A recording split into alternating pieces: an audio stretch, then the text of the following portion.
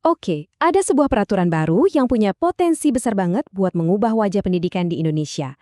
Nah, di sini kita akan coba bedah tuntas. Ini dia, Peraturan Menteri Pendidikan Nomor 1 Tahun 2026 tentang standar proses pendidikan. Yap, ini dia dokumennya. Peraturan ini secara resmi menggantikan standar proses yang lama dari tahun 2022. Tapi, tahan dulu, ini bukan sekedar update dokumen biasa loh.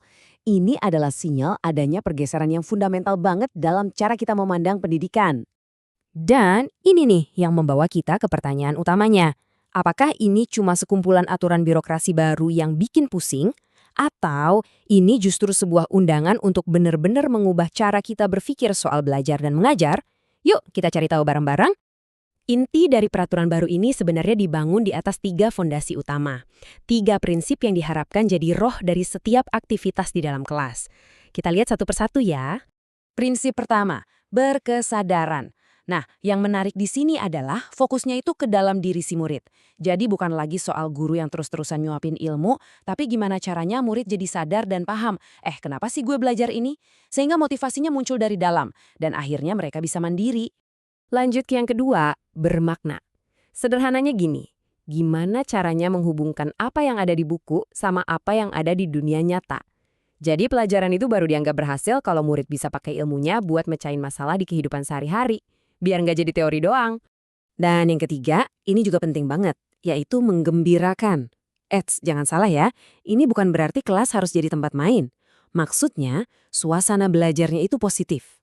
Ada tantangan, tapi tantangan yang bikin penasaran, yang bikin nagih, bukan yang bikin takut. Belajar jadi sesuatu yang seru gitu. Oke, 3 prinsip tadi kedengerannya bagus banget ya. Tapi pertanyaannya, gimana cara membawanya ke dalam praktik di kelas sehari-hari? Nah, peraturan ini juga kasih jawabannya lewat sebuah siklus belajar yang jelas. Ini ibaratnya peta buat para pendidik. Nah, ini dia siklusnya langsung dari pasal 2. Ada 3 tahap, perencanaan, pelaksanaan, dan penilaian proses. Penting buat dicatat, ini bukan 3 kotak terpisah ya, tapi sebuah lingkaran yang terus berputar. Tujuannya cuma satu, memastikan ketiga prinsip tadi, berkesadaran, bermakna, dan menggembirakan itu benar-benar hidup di kelas. Sekarang coba kita zoom in sedikit ke bagian pelaksanaan. Kenapa? Karena disinilah letak pergeseran paling besarnya. Fokusnya itu bukan lagi cuma soal apa materi yang harus dikejar, tapi justru bagaimana suasana belajarnya diciptakan. Atmosfer kelas jadi kunci. Di pasal 9 bahkan dijelasin lebih detail, suasana ideal itu kayak gimana. Kata kuncinya itu interaktif, inspiratif, menyenangkan, sekaligus menantang. Intinya adalah menciptakan sebuah lingkungan di mana murid itu merasa aman buat bertanya, berani mencoba hal baru, dan jadi lebih kreatif. Nah, logis kan? Kalau suasana kelasnya berubah, ya peran pendidiknya juga harus ikut bergeser. Bukan lagi cuma sebagai satu-satunya sumber informasi, tapi menjadi 3 hal ini, teladan, pendamping, dan fasilitator. Kasih contoh, temani proses belajar mereka, dan buka jalan supaya setiap murid bisa tumbuh. Oke, sekarang kita sampai di bagian yang menurut saya pribadi perubahannya paling radikal, yaitu soal penilaian. Coba deh, lupakan dulu konsep evaluasi satu arah dari atas ke bawah. Konsep barunya adalah refleksi bersama, sebuah proses yang kolaboratif. Coba kita bandingkan di sini biar jelas. Dulu kan penilaian itu seringnya fokus ke hasil akhir, ke nilai, dan datangnya dari atasan. Nah, sekarang aturannya tegas banget. Fokusnya itu pada proses, tujuannya untuk refleksi supaya lebih baik, dan yang paling penting, semua orang di komunitas belajar itu dilibatkan. Dan lihat deh siapa aja yang kasih umpan balik. Ini bukan lagi cuma atasan menilai bawahan. Umpan baliknya jadi 360 derajat.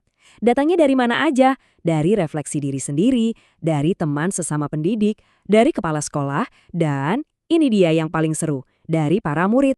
Iya, Anda nggak salah baca, murid ikut menilai. Pasal 19 secara spesifik mengatur ini. Tapi tujuannya bukan untuk menghakimi guru ya. Justru sebaliknya, ini adalah cara untuk membangun rasa tanggung jawab dan kepemilikan murid atas proses belajar mereka sendiri. Biar mereka merasa ini adalah kelas kita bersama. Oke, kita udah bedah banyak banget detailnya. Mulai dari prinsip, siklus, sampai penilaian. Tapi sekarang pertanyaan yang paling penting. So what? Apa artinya ini semua bagi Anda, bagi kelas yang Anda hadapi besok pagi? Menurut saya, satu kutipan langsung dari pasal 9 ini benar-benar menangkap jiwa dari peraturan baru ini. Kuncinya ada di satu kata, memberikan ruang. Ruang untuk prakarsa, ruang untuk kreativitas, dan ruang untuk kemandirian. Supaya apa? Supaya setiap anak bisa mekar sesuai dengan keunikan mereka masing-masing. Jadi, pada akhirnya, jangan lihat ini sebagai tumpukan aturan baru yang bikin ribet. Coba deh lihat ini sebagai sebuah undangan. Ya, undangan resmi untuk kita semua, para pendidik, supaya berani merancang kelas yang lebih hidup, lebih nyambung dengan dunia anak-anak sekarang, dan yang terpenting, lebih manusiawi. Sebagai penutup, saya nggak akan kasih kesimpulan. Justru saya mau lempar satu pertanyaan ini untuk Anda renungkan. Dengan semua semangat baru ini, kira-kira satu langkah kecil apa yang akan Anda coba besok di kelas untuk mulai menciptakan pembelajaran yang lebih berkesadaran, bermakna, dan tentu saja menggembirakan?